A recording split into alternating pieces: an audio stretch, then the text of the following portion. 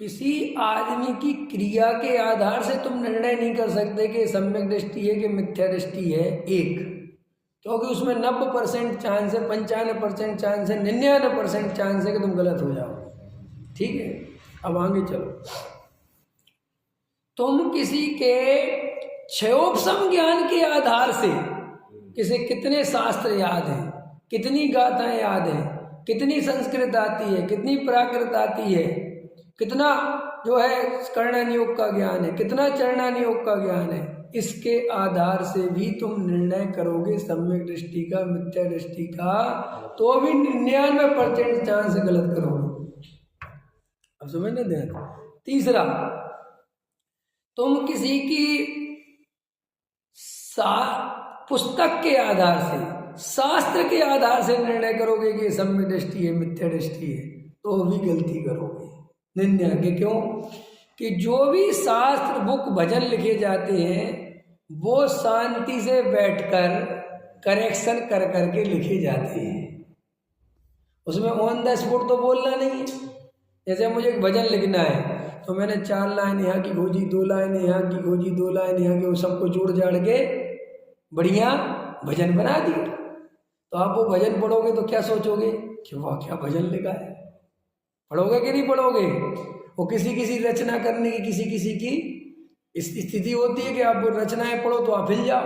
अपने पवैया जी की रचनाएं देखो, पवैया जी से मिले हो कभी? मिला है कोई आप में से? मिले हो ना? तो आप कब मिले थे? अया तब मिले होंगे, उसके बहुत तब बहुत बुजुर्ग हुए, ख्याल में है ना? हाँ, हम लोग तो उसके बहुत पहले मिले थे, ख्याल में है ना? तो जब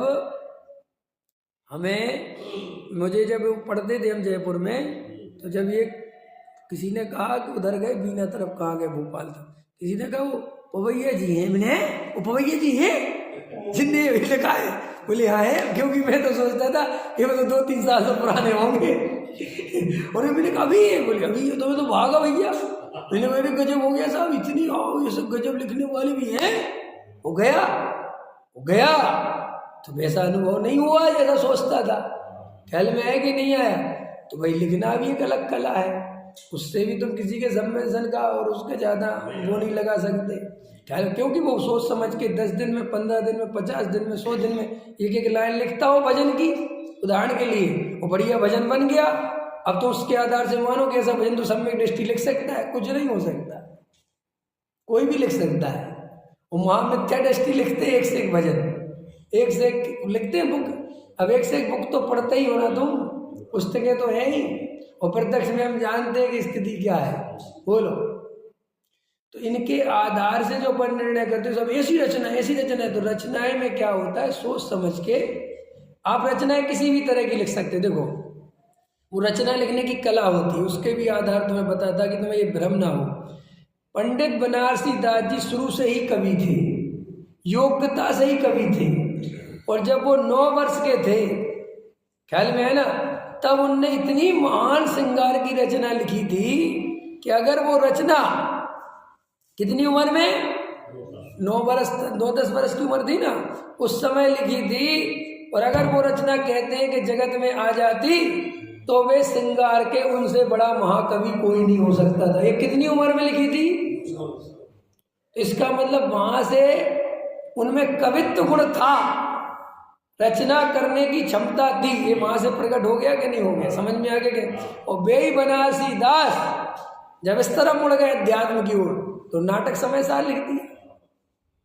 और वो नाटक समयसार, जैसे काऊ चंडाली जगल पुत जन तेनी, तो ये जो उनने रचना लिखी और जो उसमें उनने म्यूजिक, उस समय का म्यूजिक था, वो ऐसा सुनाते हैं डॉक्टर साहब कि एक समय ऐसा था कि जैसे आज के बच्चे फिल्मी गाने गाते हैं, उस समय पंडित बनारसी दास जी की रचनाएं गाया करते थे। इतना मजा आता था गाने में, ख्याल में है ना? एकदम तारतम्यता, एकदम लय, एकदम मजा, ख्याल में है ना? था वो बनारसी दास जी कला थी, बहुत बड़े कवि थे। और पंडित बनारसी दास जी अकबर के महाप्रेमी थे, अकबर बहुत प्रेम करता था बनारसी दास जी से। ख्याल में है कि नहीं है? वे आस करें अकबर की ख्याल में है ना, जिन्हें आस नहीं है जिनवर की, जिन्हें तो भगवान को नहीं पहचानते वे अकबर की आशा करें। अकबर ने कहा एक बार कि तुम ऐसी रचना लिख के लाओ जिसमें मेरा नाम आना चाहिए। फंसाया लोगों ने। ख्याल में। अब बनारसी दास जी का पढ़ना आप, अब आपको मैं अभी तुम बनारसी दास जी के बारे में क्या सोचते हो, अभी मैं पूछता हूँ। रचना देखी ना आपने बनारसी, भाई बनारसी दास जी का पूरा जीवन पढ़ोगे ना, और ये जितने त्यागी वृत्ति कोई बनारसी दास जी को पढ़ते हैं वो बड़ा उनका सुनाते ही है ना, सब समय सार नाटक से। और अभी उन्हें बनारसी दास जी का मैं तुम्हें जीवन सुनाओ तो तुम्हारी आगे खड़ी हो जाए, क्या बनारसी दास जी का ऐसा भी जीवन था।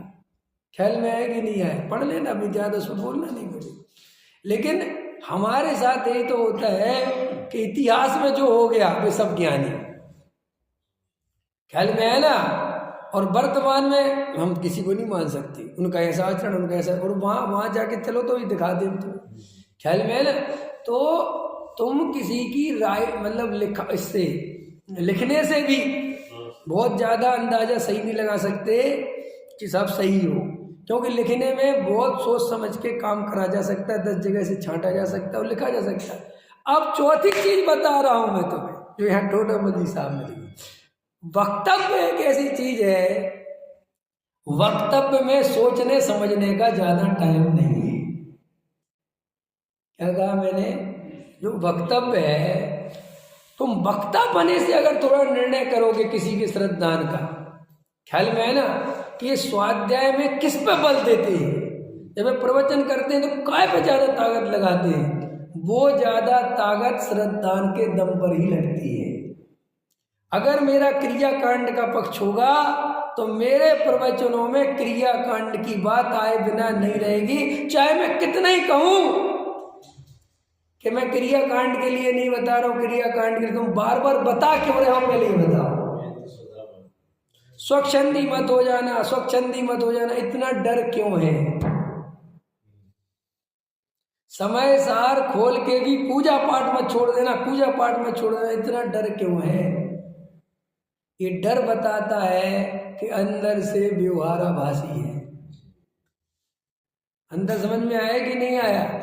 असली बात जैसे त्रिकाली ध्रुव भगवान आत्मा की बात जम गई, जिसको सच्चा श्रद्धान हो गया, वो इन बातों से डरता ही नहीं कि तुम क्या करो, वो कहते तुम तुम्हारी जानो। वो तो एक ही बात कहता है कि आत्मानुभव के बिना धर्म नहीं होगा।